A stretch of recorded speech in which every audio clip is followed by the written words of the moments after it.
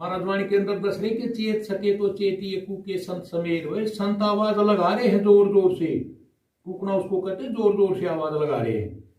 चेत सके तो चेतिए कूके संत सुमेर, और 84 को जात है भाई, फेर सके तो फेर। भाई तू 84 को जा रहा है, अगर ये रास्ता बदलना है तो बदल ले भाई। एक छोटी सी कहानी के माध्यम से हम समझते हैं। एक राजा था, तो जंगल में गया, उसने वहां से एक तोते को पकड़ लिया, वो ले आया अपने महल में। बहुत प्रेम किया उस तोते से, बहुत सुंदर तोता था वो। उसने बहुत प्रेम करना शुरू कर दिया और उसका सोने का पिंजरा बनवा दिया तोते का, हीरे मोतियों से जड़ी। तो साल बीत गया करीब, तो फिर राजा ने और उसको बोलना भी सिखा दिया, जैसे हम बोलने में बोल रहे ना, ऐसे बोलना भी सिखा दिया। तो साल बीत गया, उसने कहा भाई मैं तेरी जंगल में जा रहा हूं, तेरे भाई बंधुओं से कोई तेरा मैसेज पहुंचाना हो तो वे तो बता दे।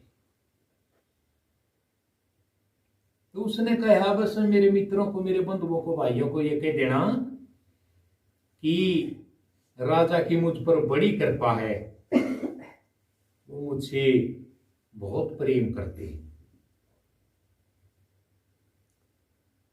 फिर ये कह देना कि भाई स्वतंत्रता आजादी पैसे में नहीं बेची जा सकती,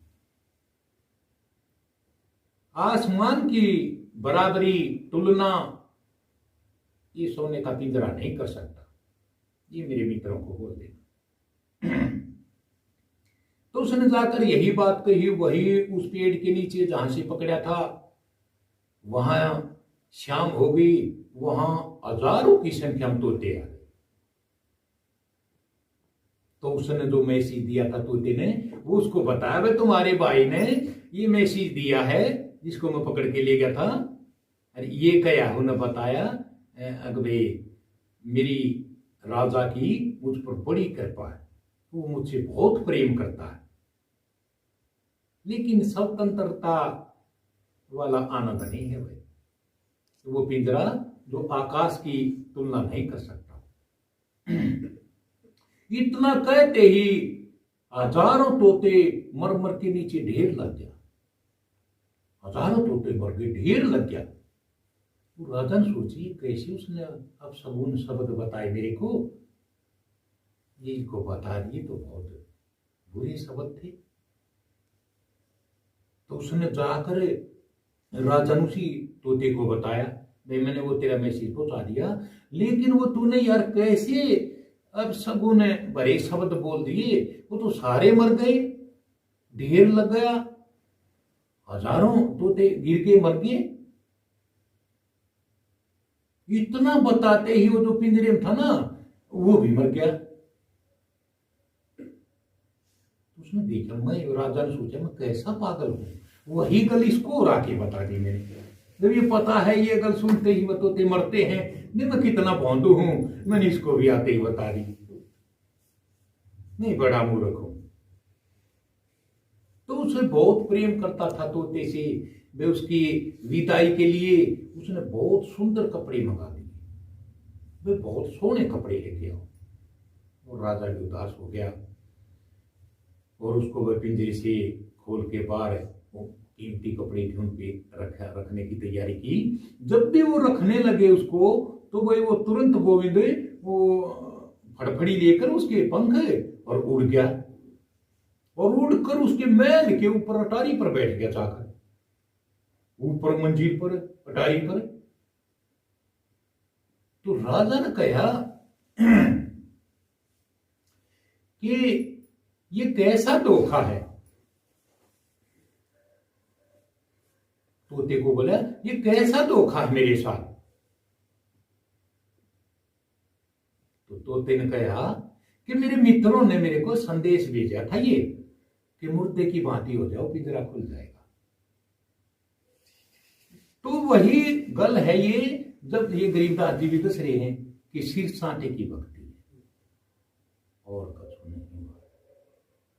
और सिर के साटे पाइए, सिर साटे कहते मरने को, कि मरने की बात ही हो जा। जब ये बेड़ी, ये पिंजरा हमारा खुल जाएगा। तुम्हारा पिंजरा क्यों नहीं खुल गया? तुम मरने के बात ही नहीं हो रही। और जो मरने के बात ही होगा ना, उसको पता है ये जंजीर रोक नहीं सकती।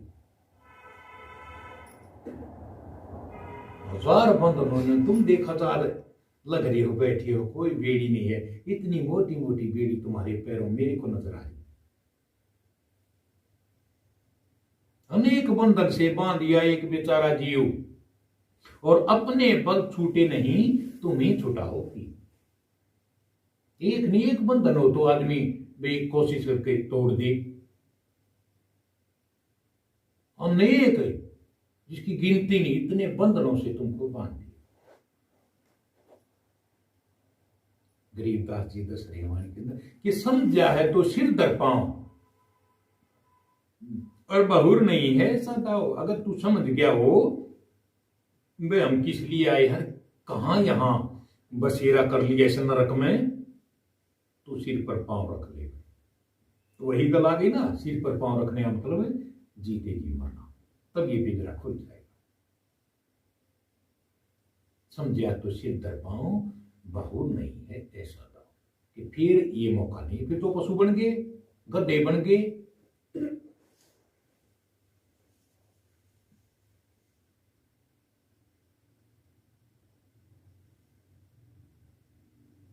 तो वो फिर नहीं है, यही मौका है।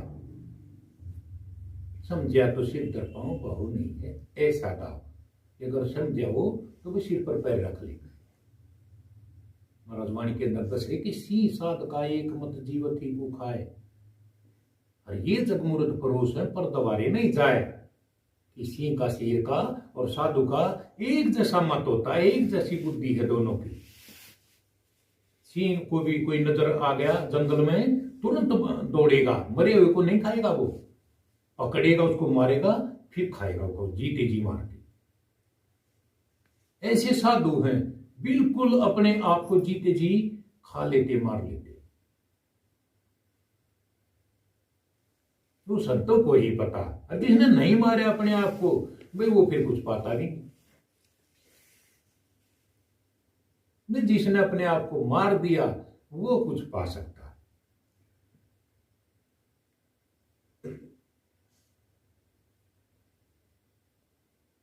जैसे शेख फरीद देखो, 12 साल तक कुएं में लटक गए, ऊपर पैर और नीचे से। कौए बैठ गया, करवाणी के अंदर भी दशा है। कौए से कहने लगे, खाने लगे उसको मुर्दा समझ के, आओ कब्बो बैठियो मेरा चुन चुन खायो मांस, और 2 नैन मत खाइयो मुझे धनी मिलन की आस। कि सारे को मेरे को खा लो, लेकिन ये मेरी 2 आंख मत खाना। इससे तो मैंने मालिक के दर्शन करने।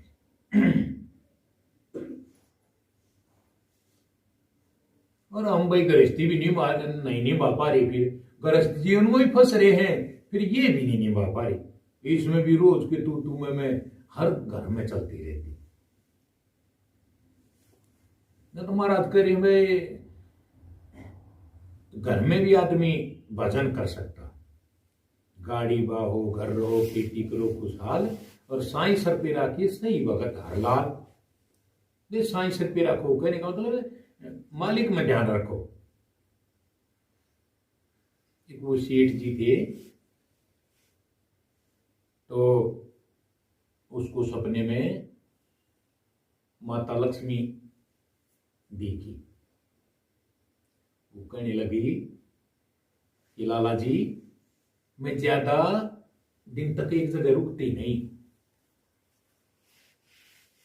अब मैं चल रही हूं, तुम्हें कुछ मांगना हो तो मांग ले। तो बोला कि मेरे को मां जी कल तक का मौका दे दो। चलो ठीक है। तो उसके 4 पुत्र थे, 4 पुत्र वधू थी। उसने चारों को, अपनी बहुओं को बुलाया, पुत्र वधुओं को, कि बेटी मेरे को लक्ष्मी नजर आई और उसने ये कहा कुछ मांग ले। क्या मांगू बेटी बता। उन्होंने सोचा तेरा बड़ा उम्र है, कम बुद्धि हो जाती है बुढ़ापे में, वे इनमें जवानी है, ये सही बता दी बाद में, नहीं तो फिर ये कहीं ये क्यों नहीं मांगा पिताजी। तो एक कहने लगी बड़ी सी महल मांग ले पिताजी, बड़ा बंगला कोठी मांग ले, आनंद करे। फिर दूसरी बुलाई, हाँ बेटी बता तू भी अपना दिमाग बता। तो दूसरी कहने लगी पिताजी सोना चांदी मांग ले ज्यादा,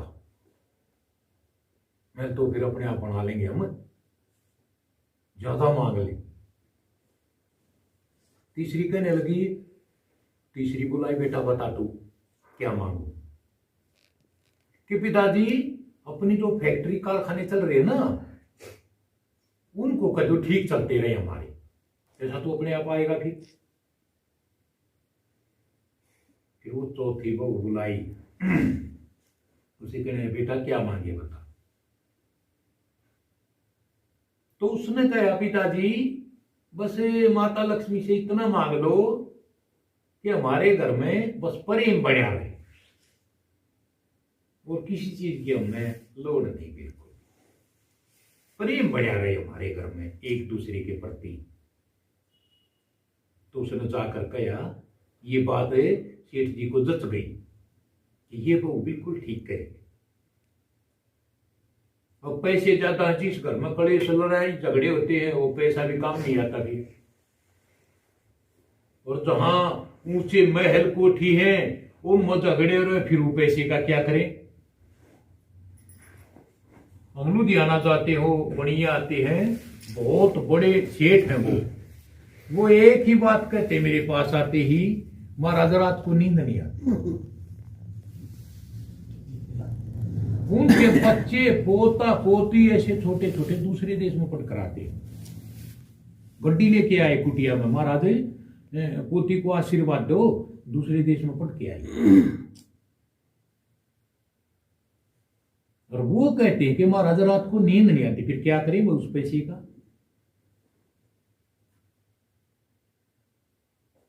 तो उसने कहा पिताजी हमें किसी चीज की लोड़ नहीं, बस ये कहो बस हमारे घर में प्रेम बना रहे। तो लक्ष्मी को वही बात दस दी कि माँ जी हमारे घर में बस प्रेम बना रहा, हमने किसी चीज की लोड़ नहीं। तो लक्ष्मी ने कहा जिस घर में प्रेम रहता ना उस घर से तो मैं जाती नहीं कभी। तो मैं सारी दिमाग की बात थी उनमें, और में दिमाग नहीं था उसमें, बेटी में उस बहू में दिमाग था।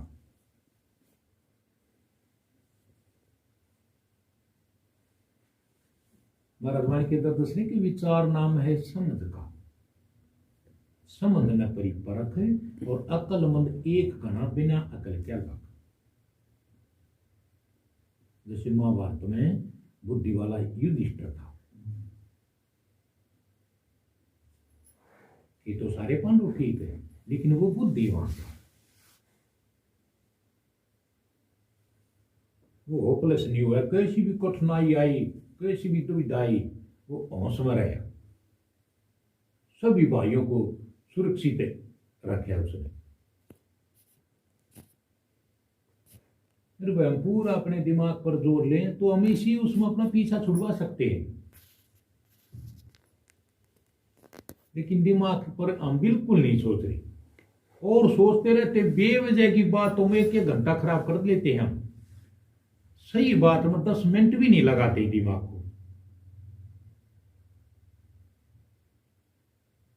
महाराज वाणी के अंदर दस रहे कि चेत सके तो चेतिए के संत सुमेर। चेत समझना भाई, अगर तू समझदार है समझना तो समझ ले। ये संत आवाज लगा के जोर जोर से शोर से आवाज लगा रहे हैं, चेत सके तो चेतिए के संत सुमेर, और 84 को जात है फेर सके तो फेर। भी जहां तू चल रहा है ये तो 84 में ले जा रहा है ये रास्ता तेरे को, अगर इसको फेरना चाहता तो फेर ले।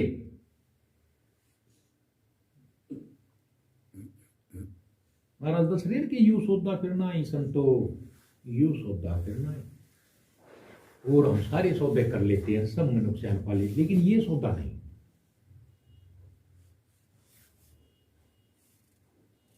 ये तन बाड़ू के साढ़े, जैसे बाड़ू का डेरा होता ना रेत का, महाराज कह रहे हैं ये उस बाड़ू के रेत के डेरे के समान है ये शरीर। जैसे तूफान आया ना, एक एक उसका कंकर पता नहीं कहाँ उड़ जाएगा कण। ये तन बाड़ू के सा डेरा, काल बली तो ऐसू जितना ही कर ले अचानक घेरा, कि काल मोते को दिख नहीं रही, अचानक है। अचानक का मतलब पता नहीं लगने देगी। मंत्री की मां को पता था तेरे को आज मरना है, नहीं तो सबको इकट्ठा कर लेती। हमको भी किसी को पता नहीं लगेगा, अचानक है मौत घेरा कर लेगी। घेरे का मतलब निकलने नहीं देगी। शब्दों के माध्यम से, वाणी के माध्यम से, संतों के माध्यम से कितने इशारे दे रहा है मालिक हमको, लेकिन हम पर किसी का भी असर नहीं, बिल्कुल भी। अपने दिमाग से चल रही।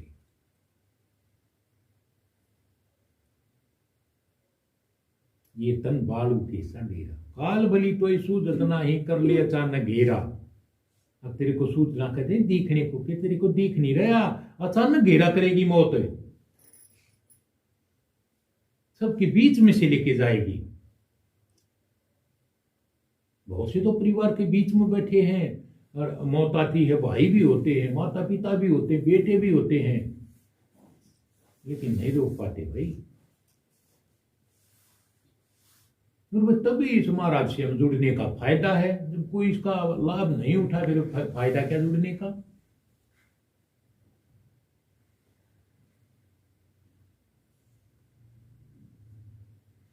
राम